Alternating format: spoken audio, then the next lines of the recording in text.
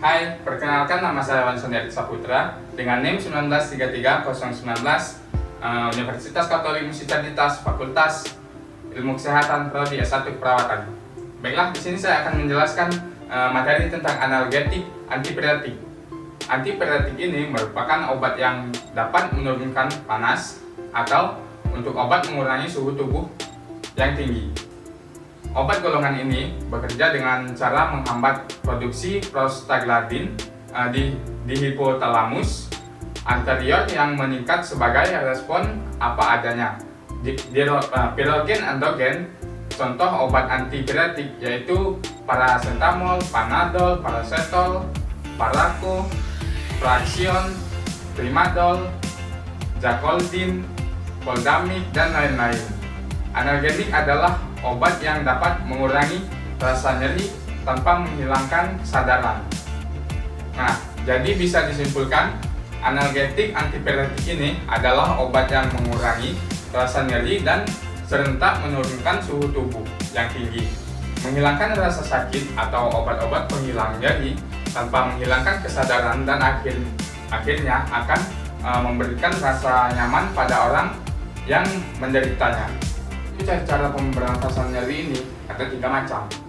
Yang pertama, menghalangi pembentukan rangsang dalam reseptor nyeri perifer oleh analgetik perifer atau oleh anestetik lokal. Yang kedua, menghalangi penyaluran rangsang nyeri dalam saraf sensoris, misalnya dengan anestetik lokal. Yang ketiga, menghalangi pusat nyeri dalam SPP dengan analgesik sentral, narkotik, atau dengan anestetik umum. Umumnya ini cara kerja analgetik antipiretik adalah dengan menghambat sintesa neurotransmitter tertentu yang dapat menimbulkan rasa nyeri dan demam. Dengan load sintesa neurotransmitter ini tersebut, maka otak tidak lagi mendapatkan sinyal nyeri, sehingga rasa nyerinya berangsur-angsur menghilang. Nah, sekarang kita ke analgetik narkotik, di mana analgenik ini dibagi menjadi 2, yaitu analgenik narkotik. Analgenik narkotik digunakan untuk menghalau rasa nyeri yang hebat seperti fraktur dan kanker.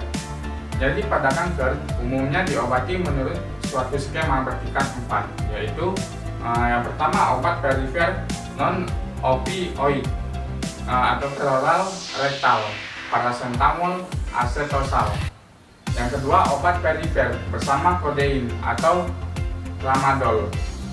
Yang ketiga, obat sentral, opioid, peroral atau rektal.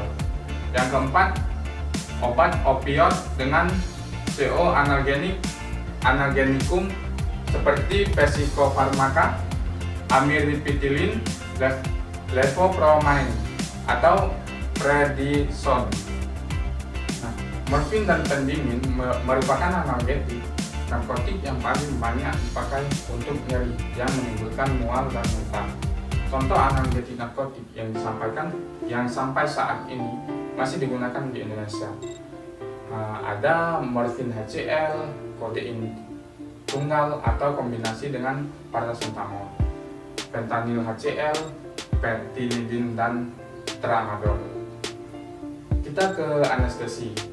Anestesi ini adalah hilangnya sebagian bahkan seluruh bentuk sensi yang disebabkan oleh patologi sistem pada saraf.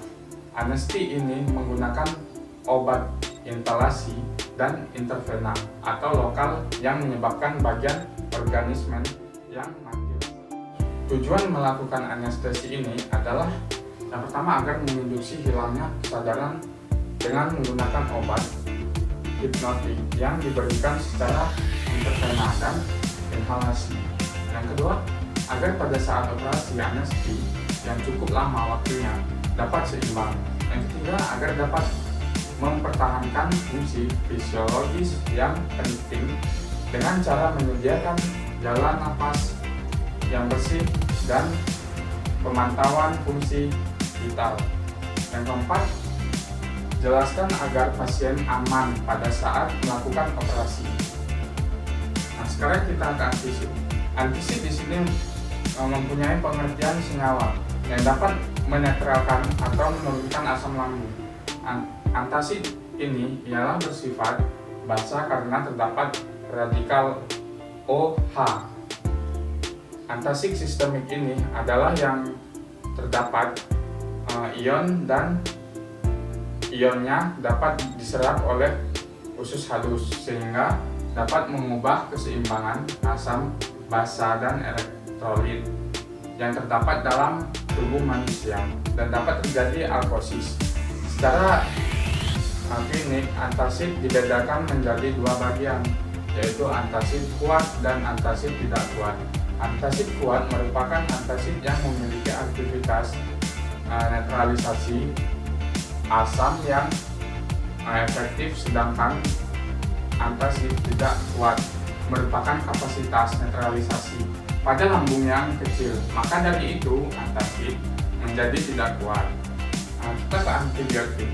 Antibiotik ini adalah zat biokimia yang diproduksi oleh mikroorganisme yang dalam jumlahnya kecil dapat menghambat pertumbuhan atau membunuh pertumbuhan mikroorganisme lain.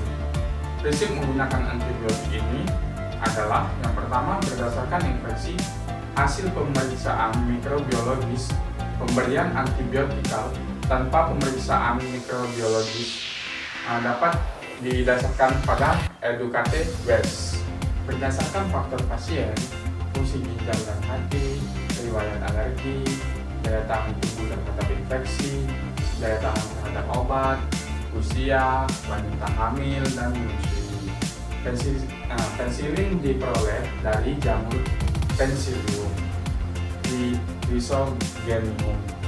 Dari bermacam-macam jenis yang dihasilkan, cahayanya berbeda mengenai dengan gugusan samping penicillin.